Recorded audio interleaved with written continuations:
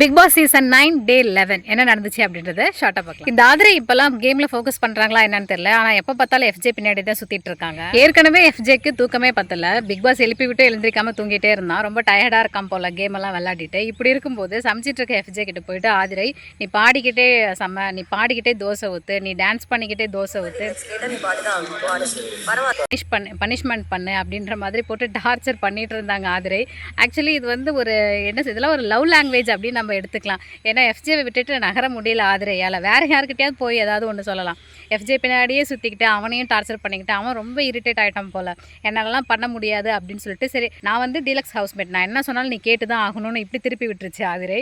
சரி என்ன பண்ணி தொலைக்கிறது அப்படின்னு சொல்லிட்டு நல்ல தோப்பு காரணம்லாம் போட வச்சிருச்சு. பனிஷ்மெண்ட்ன்ற பேரில் தோப்பு காரணம் போட்டான், டான்ஸ் பண்ணான், பாட முடியலடி, குரல் சரியில்லை, விடு அப்படின்னாலும் ஆதிரை விடுற மாதிரி தெரியல.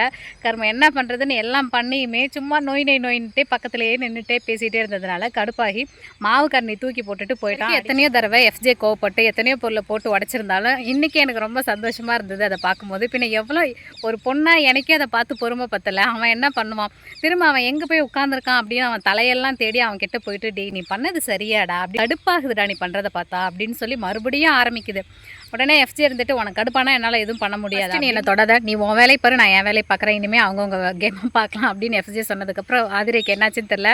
ஐயோ நம்ம ஓவராக போகிறோமோ அப்படின்னு சொல்லிட்டு சாரி கேட்டு ஒரு வழியாக சமாதானப்படுத்திருச்சு எஃப்ஜேவை. இது மட்டும் கிடையாது, இன்னொரு பக்கம் ஆரோரா ப்ளஸ் வீட்டோட தலை துஷார், இவங்க ரெண்டு பேரும் முன்னு ஏதோ பேசிக்கிறாங்க. என்ன பேசிக்கிறாங்கன்னே தெரியல. மொத்தத்தில் லவ் கான்டென்ட் தான். இதில் வேறு மைக் போடலை, கம்ருதீன் ஒரு பக்கம் மைக் போடலை, துஷார் ஒரு பக்கம் மைக் போடலை, எஃப்ஜே ஒரு பக்கம் தூங்கிட்டு இருக்கான். வீட்டோட ரூல்ஸே மறந்து எல்லாம் அவங்கவுங்க ஒவ்வொரு பக்கம் ஜோடியாக சுத்தமும் பிக் பாஸ்க்கே கடுப்பாயிடுச்சு போல். எல்லாரையும் கூப்பிட்டு அசம்பிள் பண்ணி இங்கே பாரு, இனிமேல் துஷார் நீ வீட்டோட தலையே கிடையாது, எந்த ரூல்ஸுமே நீங்கள் ஃபாலோ பண்ணுறதே கிடையாது, இது வரைக்கும் எத்தனையோ சீசன் பார்த்துருக்கேன், உங்களை மாதிரி ஒரு டிசிப்ளினே இல்லாத ஒரு சீசனை நான் பார்க்கவே இல்லை அப்படின்ற மாதிரி சொல்லி நீ இனிமேல் வீட்டோட தலை கிடையாது, நெக்ஸ்ட் டைம் நீ தலை போட்டியிலேயே பார்ட்டிசிபேட் பண்ண முடியாது அப்படின்ற மாதிரி சொல்லிட்டாரு. இந்த டைம் இதுதான் ஒரு சரியான நேரம். ஏன்னா ரொம்ப அசிங்கமாக திட்டார் பிக் பாஸ். இதுக்கப்புறமா வந்து துஷார் வந்து கொஞ்சம் அலர்ட்டாக இருக்கணும். நம்ம வந்து ஆரோரா பின்னாடியே முதல்ல சுற்றக்கூடாது, நம்ம கேமே ஸ்பாயில் ஆகுது அப்படின்றத புரிஞ்சுக்கணும். ஏன்னா பிக் பாஸ் ஒரு விஷயம் சொல்லியிருப்பாரு, உங்களோட திறமையை காட்டக்கூடிய ஒரு முக்கியமான இடம் இது. இந்த மாதிரியான ஒரு பிளாட்ஃபார்மில் உங்களோட திறமையை நீங்கள் காட்டலன்னா வேறு எங்கேயுமே நீங்கள் காட்ட முடியாது, இந்த இடத்த பயன்படுத்திக்கோங்க, கேமில் ஃபோக்கஸ் பண்ணுங்கள் அப்படின்றதையும் ஒரு ஹிண்ட்டாக தான் சொல்லியிருப்பாரு. ஸோ மற்ற இந்த லவ் கான்டென்ட் இதிலெல்லாம் இன்வால்வ் ஆகாமல் இவங்களோட கேமில் ஃபோக்கஸ் பண்ணால் இன்னுமே கொஞ்சம் நல்லாயிருக்கும் அப்படின்னு நான் நினைக்கிறேன். அண்ட் இன்னொரு பக்கம் பாரு பார்த்தீங்கன்னா கம்ருதீனா அவங்களோட பக்கம் மெல்ல மெல்ல இழுக்கிற மாதிரி எனக்கு ஒரு ஃபீல் ஆகுது. எப்படி கனியக்கா வந்து ஒரு குரூப்பை சேர்த்துக்கிட்டு அவங்க சொல்கிறதெல்லாம் கேட்குற மாதிரி ஒவ்வொன்றா பேசிட்டு பிரைன் வாஷ் பண்ணிகிட்டு இருக்காங்களோ அதே தான் இப்போ பாருவும் பண்ணுறாங்க. ஆல்ரெடி திவாகர், கலை இவங்க எல்லாமே பாரு பக்கம் தான் இருக்காங்க. இப்போ செலக்டிவாக அடுத்தது கமருதீனை டார்கெட் பண்ணி அவங்கள மெதுவாக இவங்க பக்கம் இழுக்கிற மாதிரி எனக்கு ஃபீல் ஆச்சு. ஸோ மொத்தத்தில் இண்டிவிஜுவலாக யாராவது விளாட்றாங்களா அப்படின்னு கேட்டிங்கன்னா யாரை சொல்கிறதுனே தெரில. ரம்யா, சுபிக்ஷா, வியானா இவங்கெல்லாம் ஒரு கேங்காக இருக்காங்க. திவாகர், பாரு, கலை இவங்கெல்லாம் அடிஷ்னலாக இப்போ கமருதீனும் ஆட் ஆயிருக்காங்க. இவங்களாம் ஒரு கேங்காக இருக்காங்க.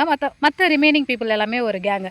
இண்டிவிஜுவல் அப்படின்னு பார்த்தீங்கன்னா ஒருத்தர் கூட ஃபீல் ஆகலை. உங்களுக்கு ஏதாவது தோணுச்சுன்னா மறக்காமல் காமெண்ட்டில் சொல்லுங்கள். அண்ட் இந்த வாரம் யார் எவிக்ட் ஆவாங்கன்னு நீங்கள் நினைக்கிறீங்க? நான் அப்சரா நினைக்கிறேன். ஏன்னா அவங்க பெருசாக எதுலேயும் எந்த ஒரு ப்ராப்ளம்லையும் அவங்க இன்வால்வ் ஆகலை, அவங்க வாய்ஸும் பெருசாக வெளியில் வரல. ஸோ அதனாலேயே அவங்க வெளியில் போவாங்க அப்படின்னு நான் நினைக்கிறேன். உங்களோட ஒப்பீனியனையும் மறக்காமல் காமெண்ட்டில் சொல்லுங்கள். See you all in the next video. Until then, bye. மறக்காமல் என்னோட சேனலை சப்ஸ்கிரைப் பண்ணிக்கோங்க.